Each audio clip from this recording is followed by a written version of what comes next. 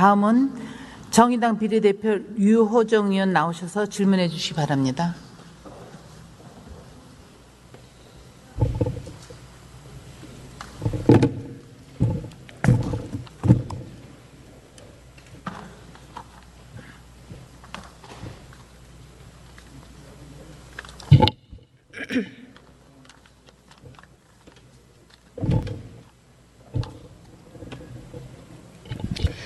네, 사랑하는 시민 여러분, 김영주 국회 부의장님과 선거의 동료 의원님 여러분, 정의당 비례대표 국회의원 류호정입니다.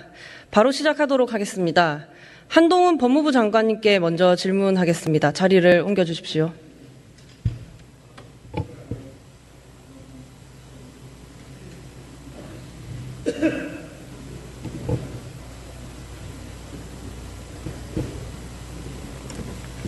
안녕하세요. 네, 잠시만요.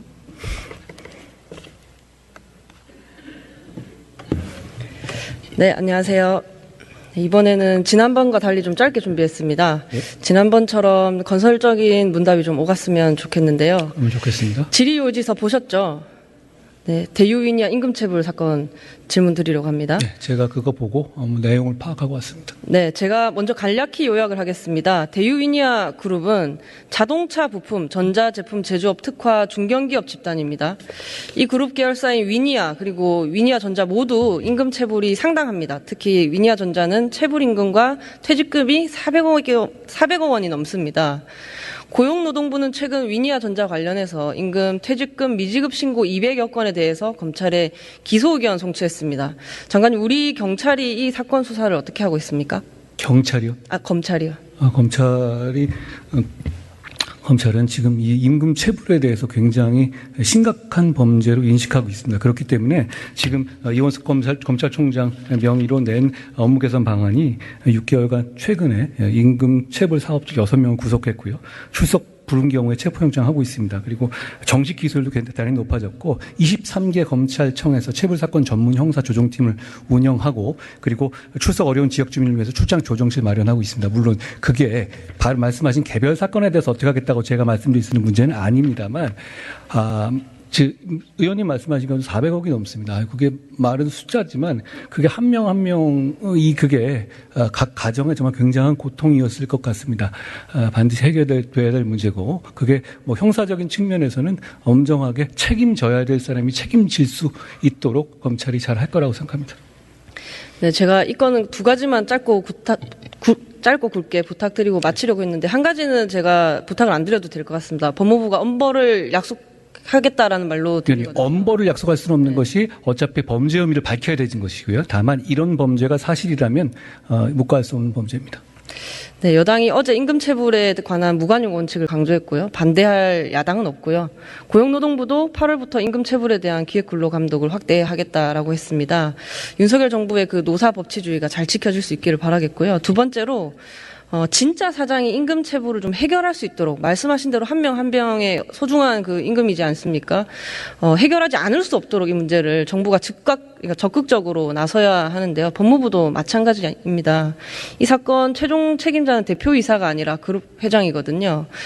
위니아 전자의 그 월급쟁이 대표이사가 처벌을 받게 된다고 할지라도 대유위니아 그룹이 문제 해결에 나설지 의문입니다. 위니아 전자는 매출이 없어서 체불임금 해결 못한다 그러는데 그룹은 그 와중에 골프장, 빌딩, 자동차 부품업체를 보유를 하고 있고 그룹 회장은 연봉으로 77억 원을 가져갑니다.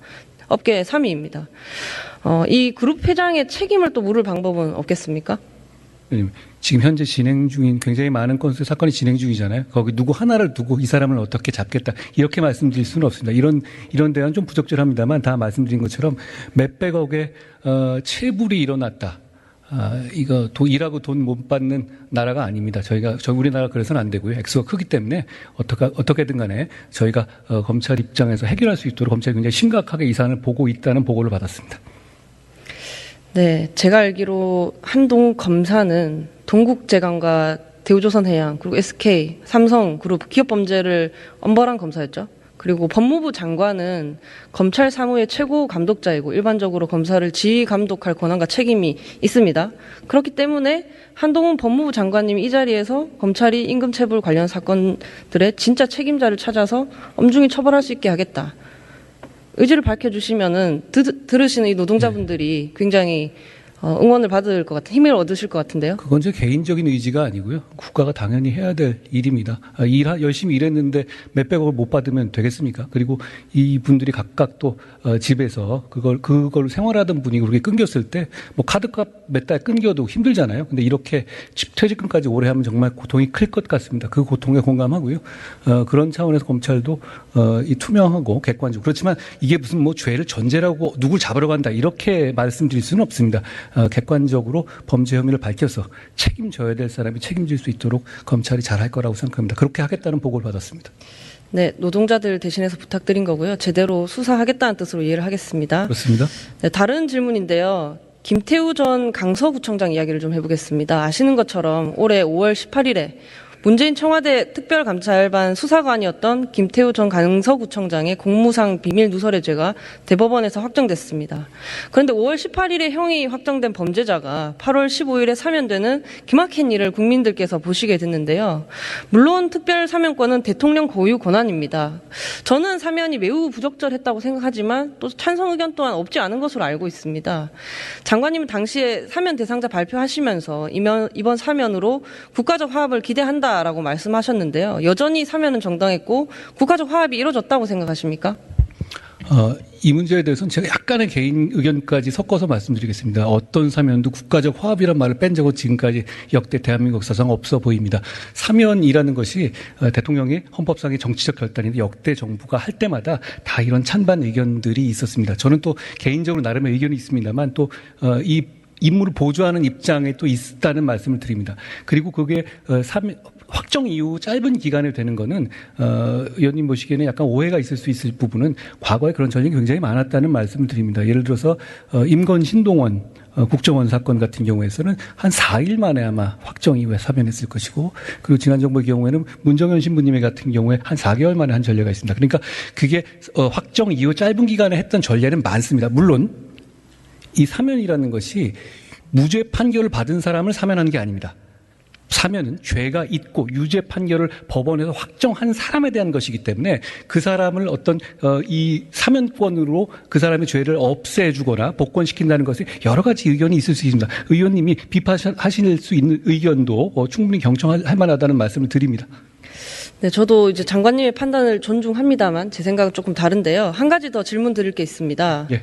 김태우 전 청장이 비밀 누설의 범죄 행위를 공익신고 행위로 둔갑시키려는 건 알겠는데 좀 답답한 건 사실 이분이 이런 혐의만 있었던 건 아니거든요. 2018년 12월 당시에 김태우 수사관을 조사한 감찰본부에 따르면 혐의는 모두 5가지입니다. 아시겠지만 첫째로 건설업자 등으로부터 총 12회에 걸쳐 골프 등 향응을 받은 혐의, 둘째로 과기부 5급 사무관으로의 특혜 채용 시도 혐의, 셋째로 최모 씨에게 특감반 파견을 청탁한 혐의, 넷째로 경찰청 수사에 개입을 시도한 혐의, 다섯째로 특감반 재직 시절 수집한 첩보를 언론사에 제보한 혐의인데요. 이 중 마지막 5번째가 유죄 확정 판결을 받은 것이고 나머지는 뭐 거의 자범 수준입니다. 결국 이 김 전 청장은 이런 사유로 대검의 해임 징계를 받았습니다. 당시 징계는 그러면 정당했다고 보십니까? 잠깐 시간을 주시면 어차피 제 시간은 카운팅이 안 되니까요. 저는 뭐 김태우 사면이 꼭 필요하다 안 하다 이런 판단을 하고 있지는 않습니다. 그렇지만 그 사안 같은 경우는 사면권자가 판단하는데 이런 점을 보류했을 것으로 보입니다. 지금 말씀하신 사안들이 유죄 판결 난 건 맞고요. 다만 공익신고 문제는 판결이 말하는 공익신고는 특정한 죄명에 한해서만 그렇기 때문에 판결 자체가 공익적인 성격의 신고가 아니었다고 말하는 것은 아니고 절차적으로 공익신고는 아니었다는 취지입니다. 그렇지만 이게 이 사람이 내부 고발한 조국 전 장관이라든가 유재수 그리고 환경부 블랙리스트라든가 유재수 감찰무마 이런 부분에 대해서 유죄 판결이 확정이 됐잖아요. 내부 고발자로서 의미가 없었다고 보이지는 않습니다. 그런 점까지 고려한 사면이었다는 말씀 드리는 거고 그리고 아까 말하는 뭐 소위 말하는 잡범 같은 거 그런 부분이 있는 건 맞는데요. 이런 점도 보셨으면 좋겠습니다. 이 내부 고발 이후에 이 사람을 상대로 한 타겟으로 한 수사가 진행됐잖아요. 여러 가지. 그 과정에서 불거진 점이라는 점. 무슨 얘기냐면 이게 그 과정에서 이 사람에 대한 여러 가지를 하는 과정에 나온 점이라는 점도 한번 전체적으로 고려할 부분이라고 생각합니다. 물론 제가 거기 나온 대법원 판결에서 나온 유죄 결과를 뒤집겠다는 취지는 전혀 아니고 사면이라는 것이 원래 그런 경우까지 포함해서 종합적으로 고려한 대통령의 정치적 결단입니다. 그런 결단을 존중하는 것이고요. 거기에 대해서 제가 의원님의 의견에 대해서 특별히 논박할 생각은 없습니다. 네, 그런 이제 특별한 고려 끝에 지금 김태우 전 강서구청장은 대통령의 특별 사면이라는 날개를 달고 본인 때문에 세금 수십억을 들여 치러지는 이 선거에 다시 출마하겠다고 합니다. 선거운동 열심히 하고 계시던데요. 장관님이 보시기에 김 전 청장의 출마는 적절합니까? 부적절합니까? 아니면 답변하시기에 곤란합니까? 아까 얘기할 때 저는 정무직 공무원이긴 합니다만 그렇게 선거 출마 여부에 당부까지 판단할 입장은 아닙니다. 그것까지 고려한 것은 아닙니다. 네, 알겠습니다. 들어가셔서 좋습니다. 다음으로 한덕수 국무총리님 앞으로 나와주시면 좋겠습니다.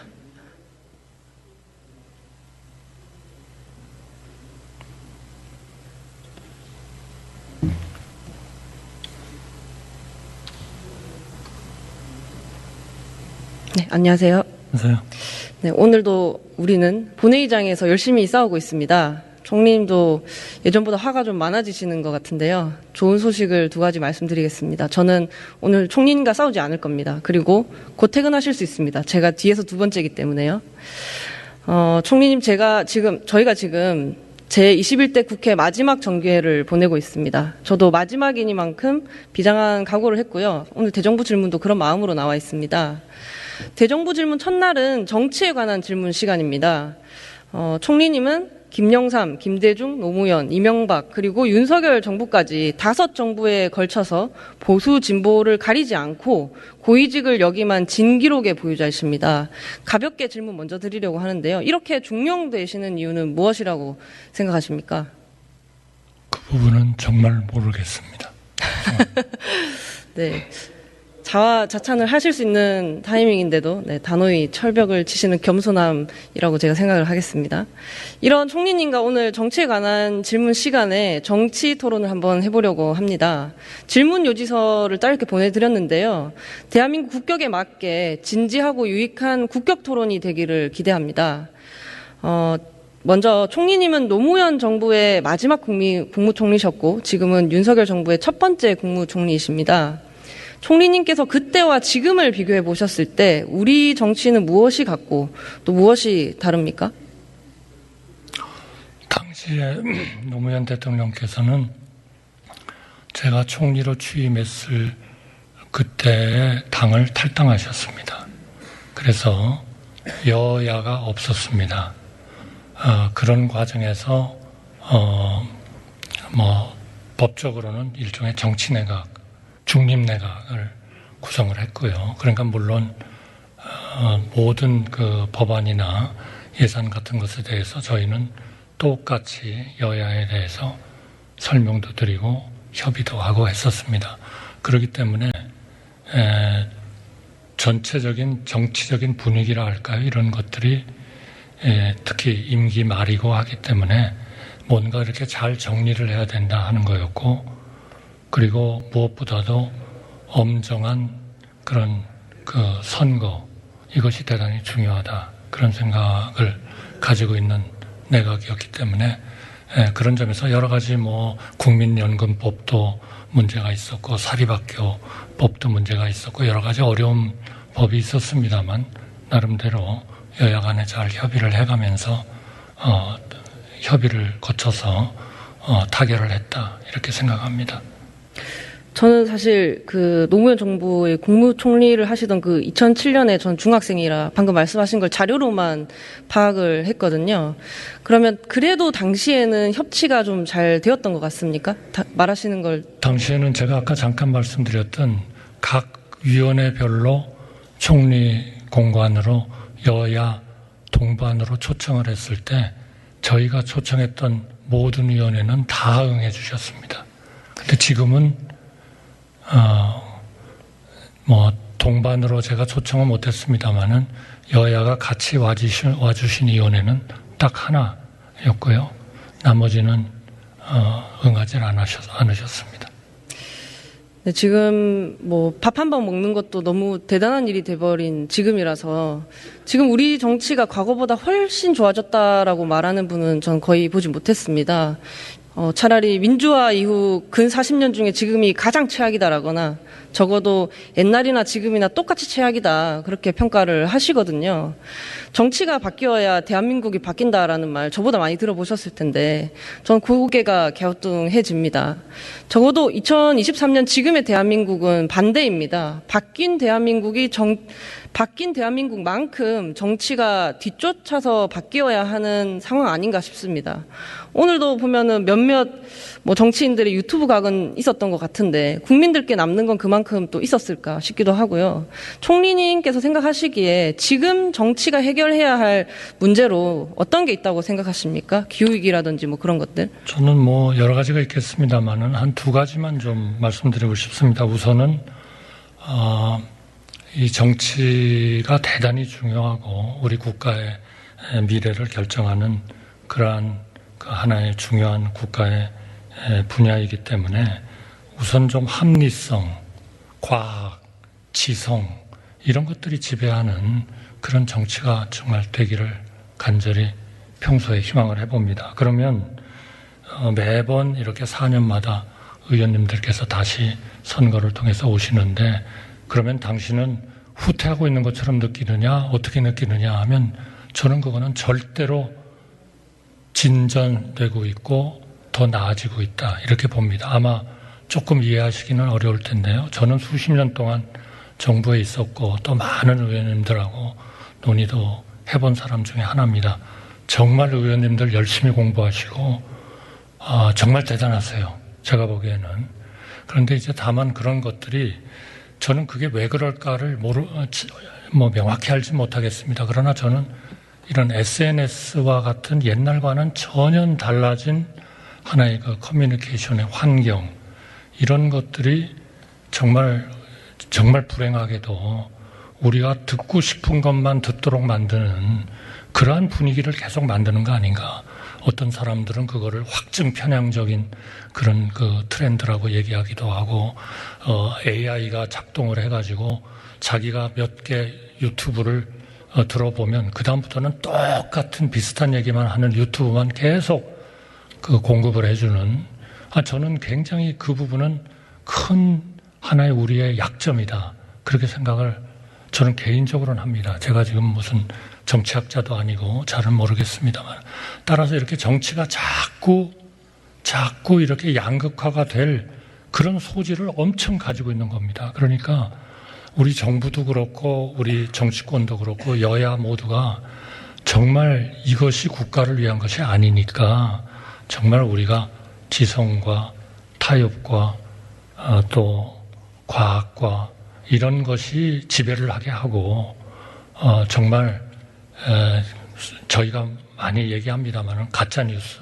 괴담, 무슨 선동, 과학에 근거되지 않은 거 이런 것들은 정말 우리가 좀 배제를 하는 그런 노력들을 하지 않으면 저는 우리 정치가 정말 좀 저희가 원하는 그런 쪽으로 가기가 굉장히 어려운 환경이다.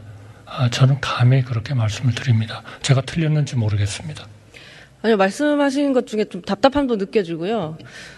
중간에 그래도 후퇴는 아니다, 진전은 하고 있다라는 말씀에서 사실 저는 잘 모릅니다만 선배님이 그렇게 말씀하셨기 때문에 지금의 어떤 만나고 대화하지 않는 이 정치 뭐든 해결할 수 없을 것 같은 상황도 좀 나아지기 위한 고통이 아닌가라고 좀 기대를 하고 싶어집니다.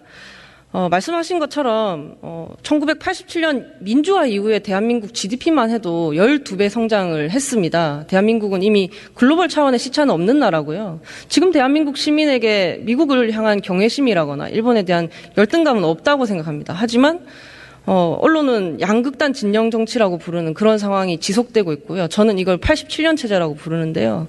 정치는 오늘도 그 시절 산업화 그리고 민주화로 나뉘어서 싸우고 있습니다. 예를 들어 독재 정권의 후예와 친일파를 박멸하자거나 공산 전체주의와 반국가 세력을 절멸하자고 합니다. 수준도 또 수준이지만 남는 게 없으니까 싸움이 덧없습니다. 두 진영 모두에 속했던 경험이 있는 분으로서 총리님께서는 어디서부터 잘못됐다고 생각하십니까? 우선 가장 중요한 것은 우리가 지금 방금 의원님께서 87년 이후에 GDP가 12배 늘었다. 12배 는 거는 맞습니다. 그러나 GDP가 12배 는 것만이 우리 국민 생활의 행복이나 우리 국가의 발전의 전부는 아니라고 생각합니다. 그리고 어떻게 보면은 앞으로 이런 그 전 세계적인 이런 지정학적인 문제라든지 경제적인 문제 이런 것들로 봤을 때에는 우리 정치가 지금 의원님께서 걱정하신 대로 정말 그렇게 잘 운영이 되지 않으면 저는 항상 이 정도에서 저는 스톱하지 않을까, 정지되지 않을까를 걱정합니다. 그럴 가능성이 굉장히 많습니다. 그러니까 우리의 후손, 우리의 후배들을 위해서 정말 모두가 정말 잘해야 된다. 그렇지 않으면 저는 희망은 없다. 저는 오히려 그렇게 말씀드리고 싶습니다. 현재 수준은 유지할 겁니다. 그러나 더 나아지는 것은 어려울 거다. 그렇게 생각합니다. 저는 지금 이 나아지기 힘든 양극단 진영 정치가 세 가지 제도 때문에 심화했다고 생각하거든요. 첫째로는 모든 행정부 관료가 대통령 한 사람의 입만 쳐다보게 되는 그런 제왕적 대통령제가 있고, 두 번째로 상대편이 똥볼 차면 집권하고 까짓거 집권 못해도 제1야당 하면 되는 승자 독식의 선거제도, 그리고 세 번째로 공천 받으려면 당이 상식과 멀어져도 눈 감아야 하는 공천제도 내지 정당 문화라고 봅니다. 이 세 가지 요인이 정확히 같은 시간에 같은 공간에 모였더니 최악의 정치가 돼버려서 정치 혐오는 깊어졌고 극렬 지지자를 제외한 그런 평범한 시민은 다 무당층이 돼버린 게 아닌가 하는데 혹시 공감하십니까? 저는 세 가지에 대해서 다 동의합니다. 그래서 첫 번째 소위 말하는 그 대통령의 권력 집중, 이 문제가 정말 집중이 됐다 이렇게 생각하지 않는 분도 꽤 있습니다만, 그러나 이런 문제의식이 있기 때문에 책임 총리제라든지 장관, 국무위원회 책임제라든지 이런 것들을 계속 그 행정에 반영하려고 노력을 하는 거 아닌가 싶습니다. 물론 그런 것들이 전체적으로 5년이라는 주어진 하나의 임기 내에 많은 하나의 국가를 변화시키고 개혁하고자 하는 그런 거에 미흡할지는 모르겠습니다만, 우리가 그러한 그 분권, 이것이 필요하다면 아마 우리가 10개를 이루고자 하는 것을 아마 한 7개만 이루는 것으로 만족해야 될지도 모르겠습니다. 두 번째, 우리는 집권 못해도 하여튼 상대방이 잘못하는 게 좋다. 또 공천의 혁신, 이것도 정말 근본적인 제도라고 저는 생각합니다.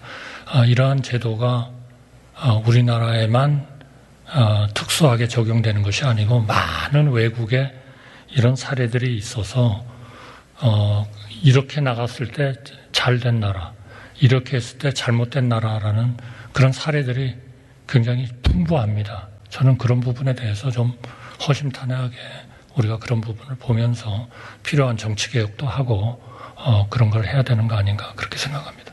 네, 이렇게 공감해 주시고 또 허심탄회하게 이야기할 수 있으면 좋겠다라고 말씀해 주시니까 저도 좋은데요. 근데 국민의힘과 더불어민주당 양당은 이 상황이 그렇게 싫지는 않은 것 같습니다. 정치가 싫은 중도가 투표장에 오지 않아도 각자가 가진 견고한 30%로 승부하면 그만인 거 아닌가. 어느 쪽이 이기더라도 한쪽이 완전히 지지만 않으면 괜찮다고 생각하는 거 아닌가 싶은 거죠. 제가 너무 같나요? 그러니까 세계가 이제 막 여러 가지 제도를 사실은 시도하고 있죠. 예를 들면 독일 같은데, 그런 데는 물론 내각 책임제이긴 합니다만 상당히 다른 패턴을 보이고 있는 거거든요. 그러니까 예를 들면 지역구에서 그걸 충분히 못 얻으면 딴 쪽에서 보완을 해서 하나의 협치를 하게 한다든지, 또 많은 나라에서 그런 것들을 하고 있기 때문에 저는 좀 진지하게 우리 정치가 제대로 쓰지 않으면 우리나라는 여기서 정지된다 하는 것에 대한 인식만 있으면 마치 우리가 저출산 고령화가 이대로면 우리나라는 소멸된다 하는 최근에 일어나고 있는 이런 문제의식과 같이 그런 문제의식과 유사하게 해결책은 나오리라고 생각합니다. 어디서 경천동지할 대책이 나오는 것이 아니고 많은 나라들이 실험해보고 또 트라이 해본 그런 결과들을 우리가 다 가지고 있기 때문에 물론 국민마다 다 다르고 나라마다 다르겠습니다만은 하나의 그런 공통 분모는 우리가 생각할 수 있다 이렇게 생각합니다. 저는 그런 점에서 우리 의장님께서 여러 가지 굉장히 어렵지만 그런 시각에서도 뭔가 하여튼 우리 정치가 좀 더 국가의 발전과 매치될 수 있게 해주는 그런 역할을 하시는 데 대해서 저는 정말 깊은 존경의 마음을 가지고 있습니다. 근데 이렇게 일이 안 되면 이런 상황에서 정작 피해를 보는 건 국민이지 않습니까, 총리님? 지금 뭐 경부인이 과거에 영어 이름을 뭘 썼고 조국 전 장관은 십자가에 못 박힌 예수고 김남국 의원은 억울하다는 그런 시민이 얼마나 되겠습니까? 그리고 또 문재인 전 대통령은 공산주의자고 민주당과 시민단체나 노조는 반국가 세력이고 홍범도 장군은 공산주의자니까 파묘해야 한다는 시민은 또 얼마나 있겠습니까? 이런 분들을 제외한 나머지 평범한 시민이 전 지금 이 양극단 진영 정치의 피해자라고 생각합니다. 도저히 자기의 대표를 찾지 못한 그런 시민들이라고 생각하는데요. 저는 우리 정치가 이분들에게 다가가려면 정치가 내 삶에 도움이 된다라고 느낄 수 있게 하려면 다소 좀 갑작스러운 얘기지만 2분밖에 남지 않아서 대통령께서 이재명 대표를 만나야 한다고 생각합니다. 이 의견은 어떻게 생각하십니까? 그 문제는 저도 검토해 보겠습니다만, 제가 깊이 말씀은 드리지 않겠습니다. 사실 지금의 상황이 그렇게 두 분이 흔쾌히 만나기가 좀 어렵지 않을까, 이렇게 생각합니다. 지금 여러 가지 그 사례를 말씀하셨지만, 또 그런 부분이 있는가 하면, 또 백선엽 장군을 파묘하자 하는 그런 또 법안이 막 나오고 하는 거거든요. 그러니까 이거는 저는 정말 정치가 이대로 가면 우리나라는 여기서 정지된다 하는 데 대한 의식을 가지고 우리 모두가 정말 좀 자기 일처럼 이 문제를 제대로 보고 고치도록 노력을 해야 된다 이렇게 생각합니다. 근데 안 만나면요. 일단 지금 먼저 내년도 정부 예산안이 중요하지 않겠습니까? 지금 또 정쟁이 필요 없는 법안도 많거든요. 채용 절차, 공정화 법안, 교권 회복을 위한 특별법, 부양 의무를 미이행한 상속인의 상속 제한하는 그런 민법 개정안처럼 양당이 충분히 합의점을 찾을 수 있는 법안이면서 아까 말씀드린 그런 평범한 시민의 삶에 영향을 미치는 민생 법안 많이 있거든요. 근데 이것도 만나서 뭘 얘기를 해야 될 거 아니겠습니까? 그래서 꼭 총리님께서 대통령께 이재명 대표의 단식 농성장을 좀 방문을 하시라고 건의를 해주셨으면 좋겠습니다. 저는 그런 부분도 중요한 것이겠습니다만 저는 우리 의장님께서 취임하시면서 맨 먼저 말씀하셨던 거를 저는 지금도 기억하고 있습니다. 정말 여야 중진 회의를 만들어서 거기에 위원회의 간사들도 참여하고 관계 장관들도 참여하고 그래가지고 정말 법안이나 예산에 대해서 진짜 허심탄회한 토론을 해서 문제를 해결해보자 하는 그런 것들에 대한 우리의 그 동의와 노력도 저는 굉장히 좋은 아이디어라고 생각하고요. 그런 것을 하신다면 저희 정부나 저를 포함해서 기꺼이 그런 거에 참여하겠다 하는 말씀을 드리겠습니다. 네, 좀 많이 답답해서 그러는데요. 또 감히 또 한 말씀만 더 드리고 싶습니다. 최초의 유색인종 대통령인 미국의 오바마 전 대통령, 임기 8년간 의료보험 개혁을 했고요. 성공한 대통령이 됐습니다. 또 16년 집권기간 동안 독일의 메르켈 전 총리는 금융위기 극복 그리고 에너지 정책 재수립에 집중을 했고요. 존경받는 지도자가 됐습니다. 저는 지금 윤석열 대통령께서 좀 실체도 좀 불분명한 공산 전체주의 세력과 싸워도 이길 수 없고 이긴다고 성공한 대통령이 될 수도 없다고 생각합니다. 대통령께서 나쁜 제도를 개혁하고 또 좋은 정책을 집행하실 수 있도록 보좌를 해주셨으면 좋겠고요. 그러려면 이곳의 다수당인 더불어민주당과는 당연히 협치를 해야 하는 거고요. 비교섭단체에 뭉개면 안 되는 거고요. 대화하고 타협하고 갈등을 조율해야 합니다. 힘을 좀 써주십시오. 노력을 하겠고요. 다만 이제 의원님도 지금 이제 마지막에 앞에서 허심탄회한 논의는 굉장히 저는 진지하고 좋았다고 생각하는데 마지막에 정리하시는 걸 보니까 모두 지금 여당만 공격하는 것처럼 들려서 제가 좀 바로 그런 자세를 우리가 좀 바꿔야 되는 거 아닌가 하는 생각이고요. 오바마 대통령 말씀을 하셨으니까 제가 오바마 대통령 취임하실 때부터 한 3년간 제가 주미대사로서 근무를 했습니다. 훌륭한 업적을 세우셨습니다. 그런데 2년 지나서 중간선거에서 공화당이 약진을 하면서 그 다음부터 오바마 대통령은 아무것도 못했습니다. 그만큼 정치가 중요하다 하는 말씀을 드리고 싶습니다. 어릴 때 동생이랑 싸우면 그래도 누나가 잘해야지라는 말을 들었는데요. 오늘 대정부 질문이기도 하고 또 여당이니까 이런 말씀을 드린다는 점 알아주셨으면 좋겠고요. 네, 들어가셔도 좋습니다. 감사합니다.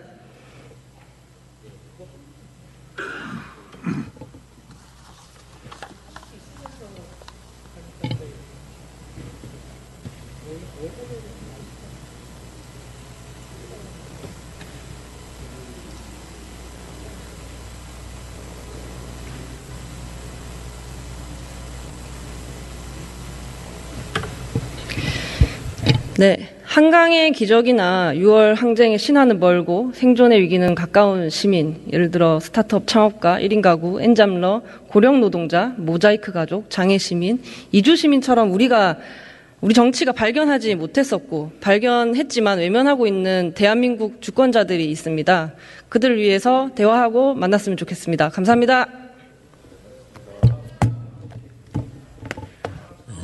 류호정 의원 수고하셨습니다.